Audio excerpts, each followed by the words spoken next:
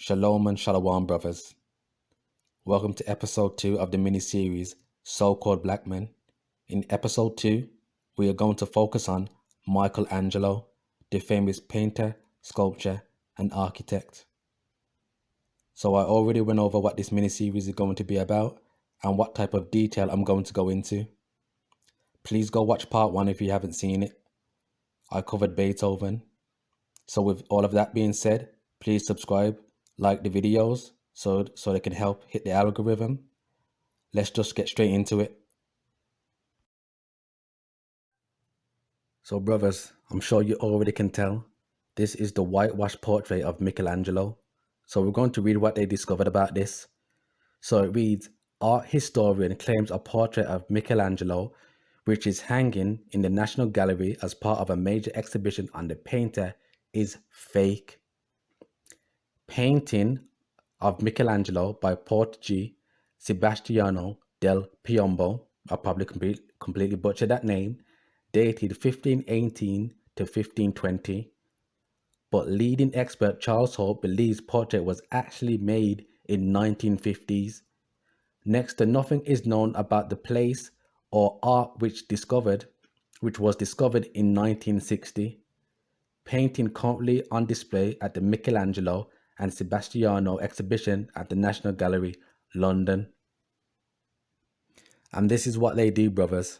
They take the real artifacts, the relics, the sculptures, the monuments, the statues, the paintings, the frescoes, the art, so on and so forth. And what they do, they hide them in places like the Vatican, under the basement, in the catacombs, in government and high-ranking government official buildings where you have to be a government official to see these paintings or historical documentation, in high Ivy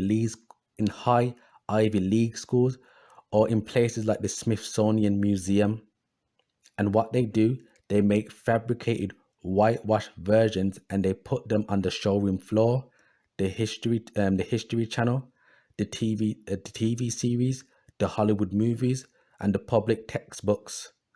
This is how they maintain their rulership, through lies, manipulation, and deceit. It's the only way that they can rule. But I'm going to be going into more detail when I'm into production of making a video on how they whitewash history and the different tactics and manipulative tactics, I should say, that they use to fabricate history. So look out for that video. So this is a more accurate description or depiction of Michelangelo. And as you can see, what the Caucasians would do, they would try to make their fabricated whitewash versions close to the original.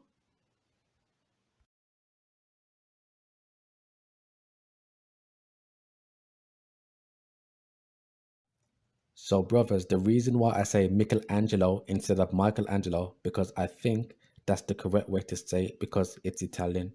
But that's either here nor there. So look at this image done by Michelangelo. We're going to read a little excerpt at the bottom. It reads, painting by Michelangelo in the Sistine Chapel of the Vatican, labeled Jacob Joseph. On the left side sits Jacob with his wife Rachel and his first son Joseph.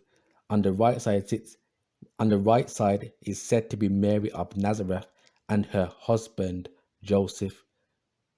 Now ask yourself a question. If Caucasians were ruling in the Middle Ages, and if Michelangelo was a so-called white man, why in the hell would a painting like this even be commissioned? Because as you can see, this painting depicts the people of the Bible to be so-called black. But of course, that's a rhetorical question. We all know why. And this just goes to show our people knew who they were in Europe. It's just that they were bugged the hell out. So brothers, look at this sculpture done by Michelangelo, titled The Dying Slave. Now this reinforces the notion that I keep stating, that the Caucasians in the Middle Ages were known as serfs, villains, and Slavs. There were slaves and peasants.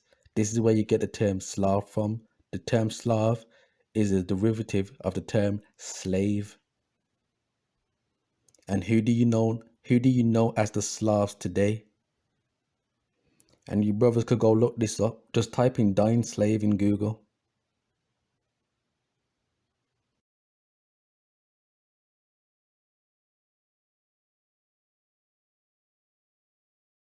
So this is it, brothers. This is the meat of the video. This is the punchline. This is the part where you do not want to skip.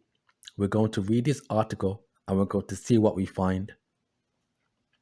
In 16th century Italy, it was a rash for a man who defied the Pope, particularly a warrior Pope, such as Julius II, even an artist with the reputation of Michelangelo Buonarroti, who was in the habit of speaking his mind, had to make at least some effort to be civil to Julius, if only for the reason that the Pope was his patron, not that Michelangelo had any desire to be a rich man. He would not eat for days at a time and he had very few clothes. When he was working away from home, he either slept beside the job or shared a bed with 2 or 3 peasants at the nearest inn. Nevertheless, he needed money to buy marble. The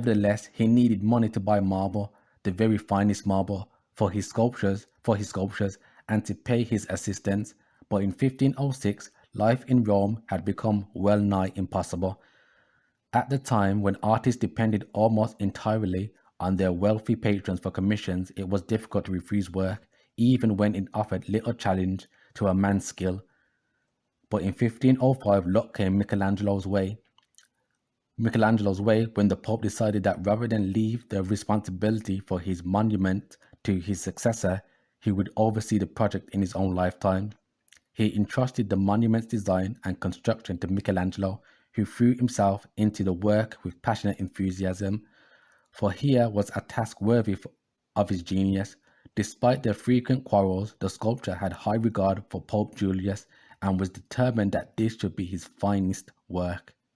He spent the winter at the quarries of Carrara, if I'm pronounced that correctly, superintending that the excavation of the necessary marble, and once the stone had been extracted, he eagerly set to work. Pope Julius often had a number of projects for Michelangelo to work on, sometimes taking him off one sculpture before it was finished and insisting that he start another. Even his own monument was to be no exception. And soon he was suggesting that Michelangelo might like to try his hand at painting some frescoes in the Vatican Sistine Chapel. "I am a sculptor, not a painter," Michelangelo told him bluntly, and went on lovingly chipping away at his great blocks of marble. It was a great relief to him when the Pope left Rome to go to war, but it was a relief that was to be short-lived. No sooner had the Pope gone than the usual payments for his treasury dried up. To Michelangelo, it seemed the last straw, and in a fury, he abandoned the monument and left Rome to live in Florence. Now here we go, brothers. Here's the meat. Here is the punchline that we're going to get to. I'm going to read it slow. It was 1508 before the victorious Pope was able to persuade the sculptor to return to Rome. Michelangelo was still only 33, but already he was acknowledged as not only the finest sculptor of his age, but the greatest in history. So here we go. This is the punchline. A short, swarthy man. Let's read that again. A short, swarthy man. One more time. A short, swarthy man with a broken nose, big peasant's hand, and a disproportionately large head topped by a tangle of dark, unwashed hair. He must have seemed oddly out of place in the company of the Pope. So I'm sure all you brothers know by now what the word swarthy means. But just for anybody that's new, we're going to go over that word swarthy. So we just read that Michelangelo was described as a short, swarthy man. So the word swarthy, dark colored, especially of skin.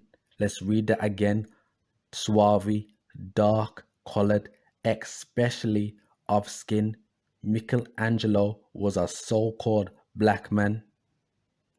And brothers, don't let them fool you. They're going to say that swarthy means a very tanned Caucasians, a very tanned Caucasian.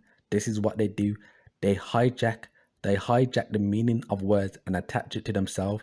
Brothers, even the term olive-skinned or olive people was referring to so-called black.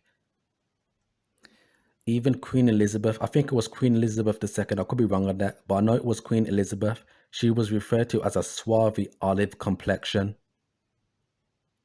And don't worry, I'm going to be doing a video going over the meaning of words and how it applied to so-called black people. Words like swarthy, tawny, dusky, brunette, olive-skinned, ruddy, copper-colored, so on and so forth. So be on the lookout for that video. Hopefully this was an edifying lesson for you brothers and sisters, giving all praises to the Most High Yahweh and giving acknowledgement to Hamashiach Yahushai.